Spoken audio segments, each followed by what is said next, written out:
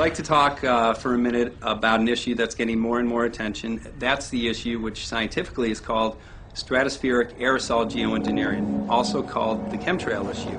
Oh my God. Holy. There's one, two, oh my God.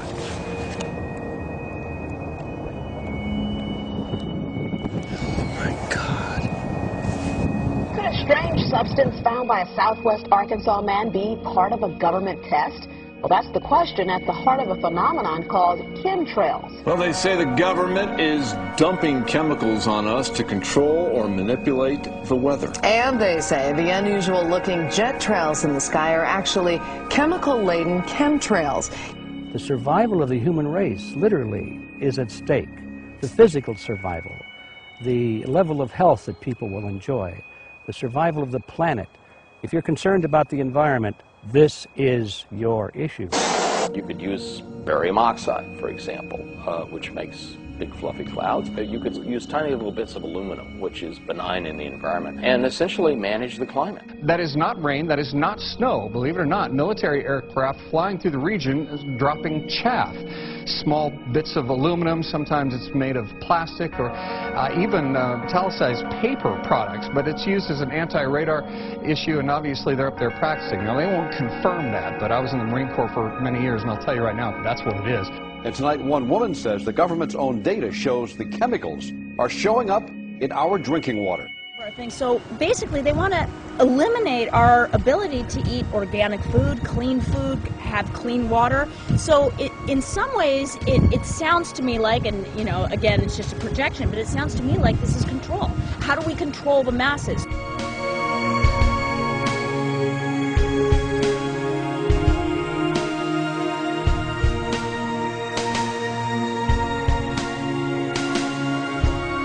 Just clarify, so 10 megatons of aluminum dumped into the atmosphere would have no human health impact. So let me be more careful here. Work to separate out the toxicological, so the aluminum we've only begun to research and knowledge nothing. There was mason jars, and they were brand new, sterilized, and that's what we catch the rain in. And then there was a HEPA filter that we tested the air with. Okay, so you caught rain and then you basically filtered air. What did you find? Aluminum and barium. But this is virtually exactly what the geoengineers described and did describe in the conference, as you know, as the result of spraying aerosols, a white haze that would eliminate our blue skies. It's exactly what we see. So it's baffling to many of us how people can not give this issue the serious attention that it deserves when it's virtually everything the scientific community is describing as something they urgently want to do, but they still don't admit they are doing. What shows you can make very high quality, and do this in just a jet in a very simple way, make high quality aluminum particles just by spraying aluminum vapor out, which oxidizes. So it's certainly in principle possible to do that, and there's a big literature that's already looked at that. Aerosol geoengineering looks like it is so cheap that the cost is basically not going to be an issue. That means that implementation decisions will be risk-to-risk decisions. The risk of doing it against the risk of not doing it. And it makes the problem of how we govern it fundamentally harder and different and novel. And across the industry, they're seeing a decline in anything natural and organic that's growing. However, the effective crops have the aluminum-resistant seeds that have been manufactured. So part of the genetically modified crops includes a conscious effort to make those seeds and those crops resistant to aluminum. Is that what you're saying? That's the only thing that survives. Well, this is not an accident. No, it's not. So those people know what's going on. Absolutely. Yes, they do. Not only do they know what's going on, but they intend to benefit from it. They already are. They've been. That somebody is spending a lot of money and effort to spray the planet.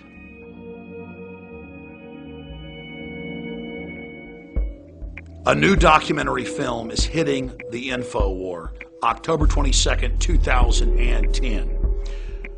For more than 15 years, I've been studying aerosol spray campaigns, weather modification. The laymen know it as chemtrails. And for 2 years, I've been in production for a massive documentary focusing on chemtrails as the central piece in an overall global domination, full spectrum dominance population reduction program.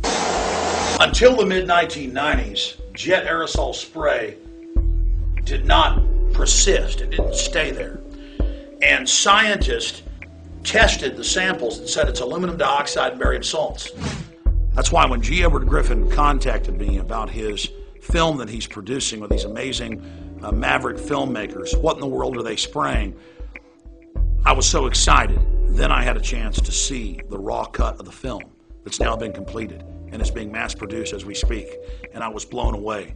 We've been sent footage by listeners all around the world showing this aerosol spray campaign that you're seeing from Reno, Nevada in this time-lapse footage. If we can educate the public about this operation, we can have a huge effect. If you want to understand the type of 21st century warfare that free humanity is under, the film, What in the World Are They Spraying?, is for you. This documentary will really wake people up. And that's why I'm very excited to be involved with this production at the level of promotion. I want to ask everybody to pre-order What in the World Are They Spraying at Infowars.com so you'll get it first when we ship it out October 22nd, 2010. So I salute the filmmakers, and I ask all of you to get involved today and to make sure that everyone in your circle understands just how deep this globalist program is. The film is What in the World Are They Spraying? Pre-order it now and see it first on DVD at Infowars.com.